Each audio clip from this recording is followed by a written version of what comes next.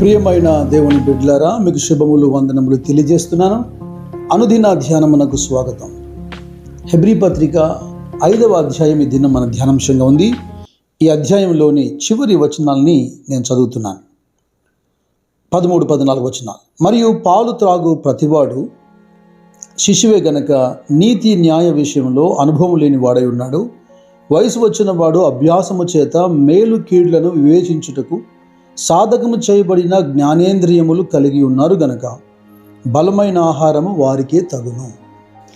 కాలమును బట్టి చూస్తే మీలో అనేకులు బోధకులు కావలసి ఉండగా ఇంకా మీలో మూలపాఠములను మీకు బోధించాల్సిన అవసరత ఏర్పడుతుంది అంటూ పైవచనాల్లో వారి యొక్క ఆధ్యాత్మికమైనటువంటి అపరిపక్వత, స్పిరిచువల్ ఇమ్మెచ్యూరిటీ సంవత్సరములు జరుగుతుండగా విశ్వాసులు సంఘాల్లో ఆత్మీయంగా ఎంతో ఎదగాల్సిన అవసరం ఉంది.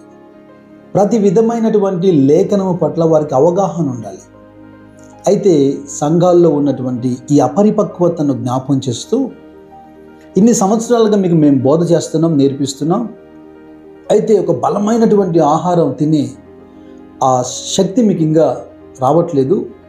శరీర సంబంధంగా నేను మాట్లాడితే మీరు శిశువులాగా ఉన్నారు, ఇంకా మీరు పాలు తాగుతూ ఉన్నారు, కానీ బలమైన ఆహారము తినువారుగా మీరు తయారవ్వలేదు అంటున్నాడు.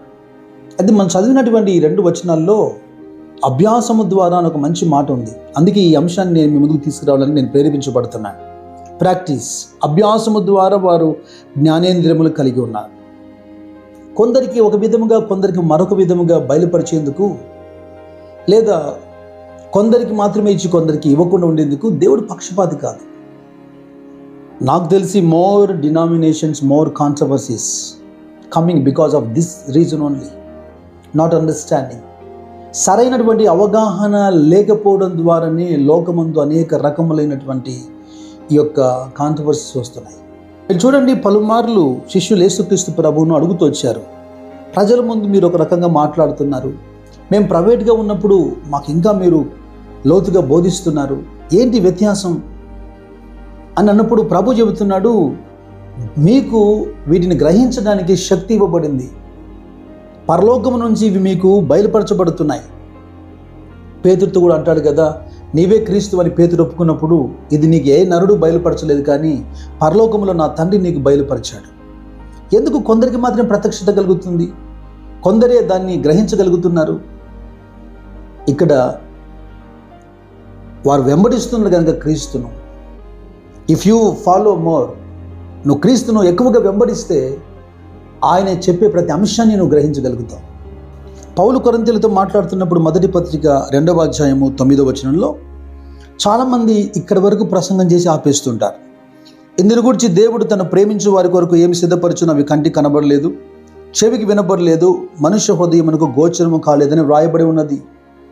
కనుక దేవుడు నీకేమి సిద్ధపరిచాడో అవి ప్రస్తుతం నీ కంటికి కనిపించట్లేదు, నీ చెవికి వినిపించట్లేదు. మన తలంపులు ఆయన తలంపులు చాలా వ్యత్యాసం కనుక అవి నీ హృదయాన్ని కూడా గోచరం కావట్లేదు అని చెప్పడం మంచిదే, చెప్పదని చెప్పట్లేదు నేను, కానీ అక్కడితే ఆగిపోకూడదు. ఆ కింది వచనం ఏం చెబుతుంది? మనకైతే దేవుడు వాటిని తన ఆత్మ వలన బయలుపరిచి ఉన్నాడు. ఇక్కడ కదా అనేకులు విమర్శలకు తావిచ్చేది. ఒక వ్యక్తి దేవుని దగ్గర కనిపెట్టినప్పుడు, ఎదురు చూస్తున్నప్పుడు సంభవింపబోయే సత్యాన్ని, సంగతులను ఆయన బయలుపరుస్తాడు. దర్శనాల ద్వారా, కళల ద్వారా, వాక్ ద్వారా ఆయన బయలుపరుస్తాడు. కొందరికి అవి బయలుపరచబడతాయి. అటువంటి కృపా వరమును కొంతమంది కలిగి ఉంటారు. అటువంటి సహవాసాన్ని క్రీస్తుతో కలిగి ఉంటారు. కొందరు ఈ వచనం వరకే ఆగి ఉంటారు. ఏది మన కంటికి కనపడదు, ఏది మన చెవికి వినపడదు. ఒక నిరీక్షణ కలిగి ఉండాలి, కాదనట్లేదు, మంచిదే. కానీ అంతకు మించి ముందుకెళ్తే ప్రభువు మాట్లాడే విధానం ఇక్కడ రాయబడింది కదా. ఇక్కడితో ఆగిపోయేవాడే విమర్శకు లేవనెత్తుతాడు. దర్శనం లేదు, కళ లేదు, అబద్ధ ప్రవక్తలు అబద్ధం మాట్లాడుతున్నారు. ఇదంతా కూడా అనుభవం లేనటువంటి మనుషులు మాట్లాడేటువంటి పద్ధతి. కొందరు ప్రార్థిస్తారు, కొందరు మొరపెడతారు, మరికొందరు దేవుని దగ్గర కనిపెడతారు. దేవునికి స్తోత్రం, హల్లెలూయా. అంటే ప్రార్థన మనం చేయటం, మరి ఆయన మనతో మాట్లాడేందుకు సమయం ఇవ్వద్దా? కొంతమంది అంతగా మనసు పెట్టారు, అంత సమయం కేటాయించారు. కనుక కొందరిలో అనుభవాలు అంతగా మనం గుర్తించలేము. యోహాను భక్తుడు తన పత్రికలో మొదటి పత్రిక 2వ అధ్యాయంలో ఒక మంచి మాట రాస్తాడు 20వ వచనంలో. అయితే మీరు పరిశుద్ధిని వలన అభిషేకం పొందినవారు గనుక సమస్తమును ఎరుగుదురు. ఆత్మ తానే ఆత్మ సంగతులను వివేచించునని లేఖనం అంటుంది కదా.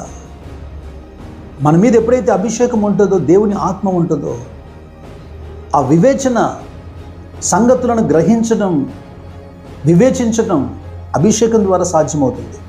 ఇక్కడ లోకంలో అబద్ధ ప్రవచనాలు చెప్పేవాడు, అబద్ధ దర్శనం చెప్పేవాడు లేడని నేను చెప్పను. బైబిల్ కూడా అలా చెప్పట్లేదు.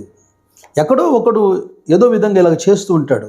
దాన్ని బట్టి మనము అమూల్యమైన విషయాన్ని పోగొట్టుకోకూడదు. నేను మళ్ళీ చెబుతున్నాను, కొంతమంది చేప మాంసం తినేదానికి చాలా భయపడతారు, ఎందుకంటే అందులో ముళ్ళు ఉంటాయి కనుక ఇష్టపడరు. అయితే కొంతమంది ఓపికతో దానిలో ఉన్న ప్రతి ముళ్ళును తీసి పక్కన పెట్టి చక్కగా దాని మాంసాన్ని ఆస్వాదిస్తుంటారు. ప్రతి ప్రసంగము నువ్వు వింటూ ఉన్నప్పుడు, ప్రతి దైవజనుని యొక్క సేవను చూస్తున్నప్పుడు నువ్వు అంతా మిస్ అవ్వకుండా అందులో జాగ్రత్తగా ముళ్ళులుంటే జ్ఞాపకంగా గుర్తించేటువంటి అదే కావాలి మనకు. ఆ ఎక్స్పీరియన్సే కావాలి మనకు. బెరయ సంఘస్థులు లేఖనాలు పరిశోధించట్లేదా? అపోస్తులు చెప్పే లేఖనాలే పరిశీలిస్తున్నారు. మనకు అంత సమయం ఎక్కడ? కీర్తనకారుడు 119వ కీర్తనలో 18వ వచనంలో, నేను నీ ధర్మశాస్త్రమందు ఆశ్చర్యమైన సంగతులను చూచున్నట్లుగా నా కన్నులు తెరువు అంటున్నాడు.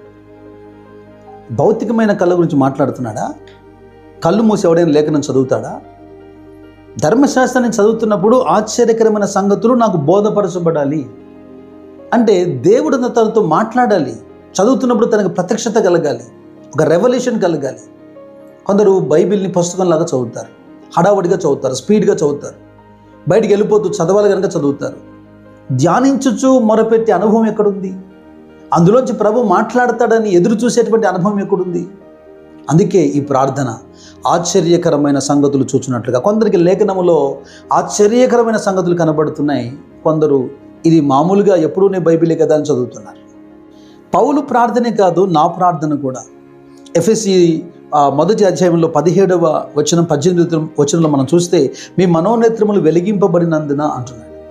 అంటే క్రీస్తు యొక్క ఆ బలాధిక్యము లేదా ఆ మహిమైశ్వర్యము, తండ్రి క్రీస్తులో వినియోగించినటువంటి శక్తి సామర్థ్యాలు, ఇవన్నీ కూడా నీ గ్రహింపులోకి రావాలంటే ఈ భౌతిక నేత్రాలతో కుదరదు. మనోనేత్రములు వెలిగింపబడాలి. కనుక పౌలు ప్రార్థన అదే, నా ప్రార్థన అదే, దావీదు ప్రార్థన కూడా అదే. వాక్యం వింటున్న ప్రతి ఒక్కరి హృదయం తెరవబడాలి, మనోనేత్రములు వెలిగింపబడాలి. అందుకదా లేఖనమనింది, చెవి గలవాడు వినుగా. కానీ ప్రపంచంలో చెవులు లేకుండా ఎవరైనా ఉన్నారా? అందరికీ చెవులు ఉన్నాయి కదా. బట్ దీని అర్థం, దీని గ్రహింపు, చెవి గలవాడు వినుగాక. You should submit your ear to hear. ఎక్కువగా దేవుని వాక్యము వినడం ద్వారా, దేవుని వాక్యం చదవటం ద్వారా పౌలు ఏమంటున్నాడు? తమ జ్ఞానేంద్రియములను అభ్యాసము చేసుకున్నవారు అంటున్నాడు. అభ్యాసము చేత మేలు కీడులను వివేచించుటకు సాధకము చేయబడిన జ్ఞానేంద్రియము. కొందరికి సువార్తలు బాగా అర్థమవుతాయి, ఉజ్జీవ ప్రసంగాలు బాగా అర్థమవుతాయి, ఉపమానాలు బాగా అర్థమవుతాయి, కానీ పత్రికలు సరిగా అర్థమవ్వవు. కారణం ఏంటి? అభ్యాసం చేయాలి, ప్రాక్టీస్ చేయాలి, ఎక్కువగా చదవాలి, ఎక్కువ సహవాసం చేయాలి, ఎక్కువగా వినాలా. నీతి సాధనాలుగా మన శరీరంలో ఉన్న అవయవాల్ని మనం అప్పగించాలా.